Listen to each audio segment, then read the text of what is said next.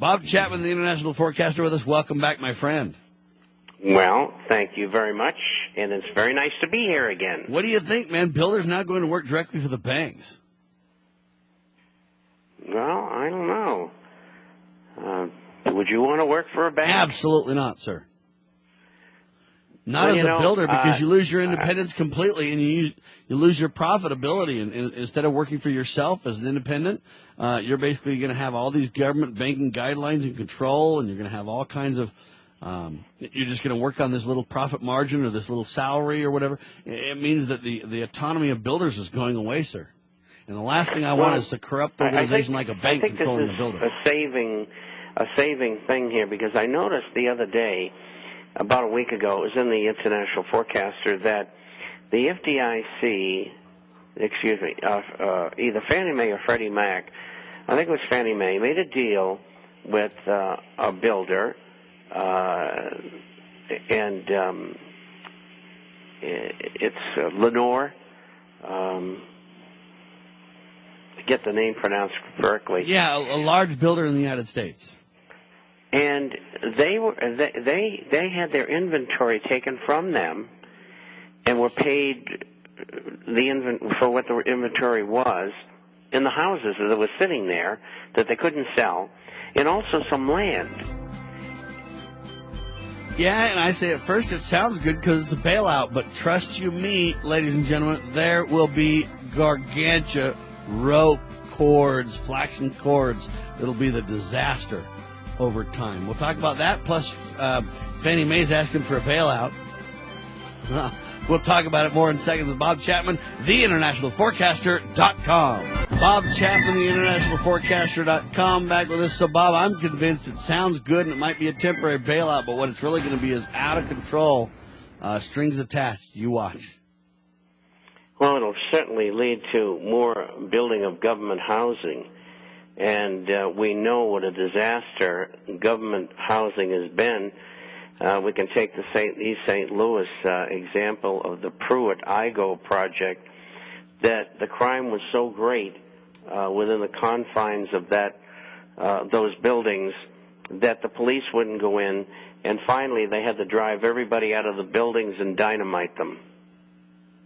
And even to this day, there's a mentality there that's a problem, and there's dangerous sections in the municipality as a result. Well, in Detroit, they did something similar, and that has become a disaster area. Of course, the automobile industry was the frosting on the cake, so to speak. But the city was going in a communist direction for years. And it was all government-sponsored and paid for. And that's the same kind of thing that government wants to do today. And it's just going to get us further into trouble. All right. What about Fannie Mae needing a big bailout? You know, I wrote about Fannie Mae 7 years ago, along with Freddie Mac, and said they were bankrupt, and nobody believed me. And, of course, it has happened a couple of years ago now. And now all that debt belongs to the U.S. taxpayer, that commitment of trillions and trillions of dollars that has to be paid out. And there's just no end to it. I wrote at that time, I thought that one of the major reasons government was doing that was not only to prop up the industry, but also to try to own as much of the housing market as they could, because then it would become a nationalized housing market, and eventually what would happen is people would not be able to afford to own homes, which we're spiraling towards now, and they were willing to wait until the people who owned homes completely, that didn't owe any money on them, would evolve into death, so that the heirs very often would have to sell these properties, and in time government would end up with almost all of them, and then they would be able to tell you where to live and where to work and that sort of thing. It all follows that whole train of thought collectivization. Yeah, and take into its totality. If you read the Communist Manifesto, eventually they put men and women in dorms, and you only have sex to breed for the government's new workers, right? That's right.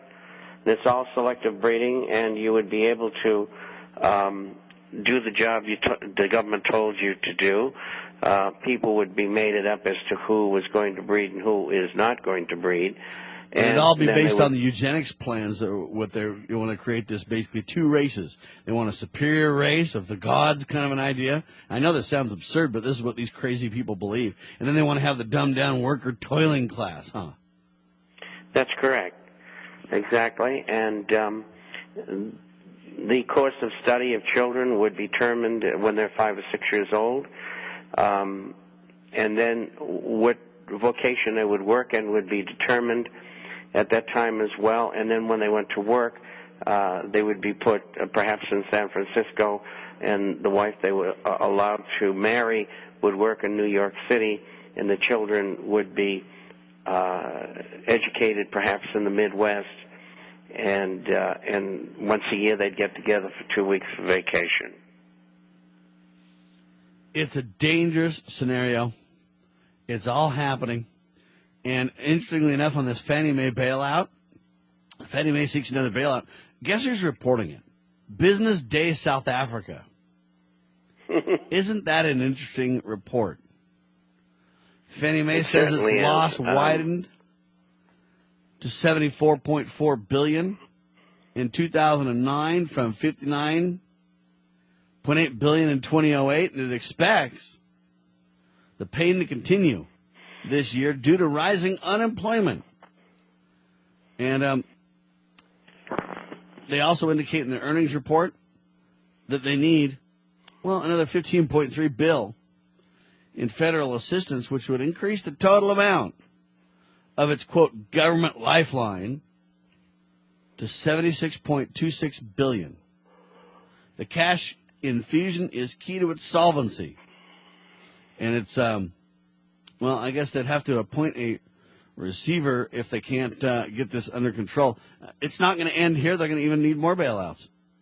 Bob? Well, it's a layoff of the debt upon the taxpayer and the continuation of the creation of money and credit in one form or another through monetization, which means once the Fed created the money out of thin air and gave it to, say, government, and they used it, and it becomes monetized. When you use it, it becomes inflationary.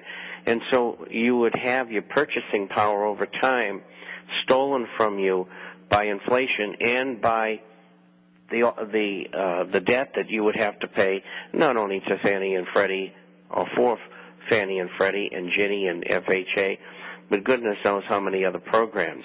It's a total socialization of the system, and most people don't understand it because they don't even know what socialism is. They don't think it's good, but they don't think America has it. America does have it, and it's just eating away at us. I mean, the quickest way to get America back underway again is to put in tariffs on goods and services, and then it would not be profitable for companies to manufacture in China or make programs like in the case of IBM and in Mexico and bring them back into the United States, because there wouldn't be an advantage because they would be taxed with tariffs coming into the country. And so they'd have to move everything back and put everybody back to work. No, I agree with that. That would be a good plan. That in a final analysis is what they've got to do. That would be a good plan, but that would be assuming they want to fix the republic and restore integrity and honor and stability and all those things. That's, of course, what you and I want, Bob, but that wouldn't fit their plans, their goals. One thing people forget a lot of times is these people know full well what they're doing. This isn't like by accident or incompetence or confusion or, oh, golly, gee, we thought it would be better. These people know full well it's destroying the republic, and that is their intent. Once you get that, connect that dot and understand, you're not confused anymore. At first, it's so confusing. Why would they do this? Everything they do just seems to be wrong until you understand that it's part of their plan. It's working like a fine-oiled machine. That's their desire. That's their design. And so few people understand that. And even the professionals, the people who write newsletters like I do, they don't get it. They just don't get it. and they wonder why they're wrong all the time, why they're behind the eight ball. Even the ones who do get it are afraid to talk about it because of peer pressure or because the government might be disturbed with them. Unbelievable. Well, and they're afraid of people within their own professions. That's another big kind of key. They don't want to be blackballed in their industry, so to speak. And isn't that pressure kind of too great for most? It is. It is too great for most, and I'm one of the ones who have stood up. They started on me in 1967, and they've gotten nowhere. I mean, for the first time today in a previous program, I was called an agent provocateur. Well, I don't even know if the guy knew what it meant. But, here I am, an old man on the radio. I don't get paid. I'm trying to help people, and I'm supposedly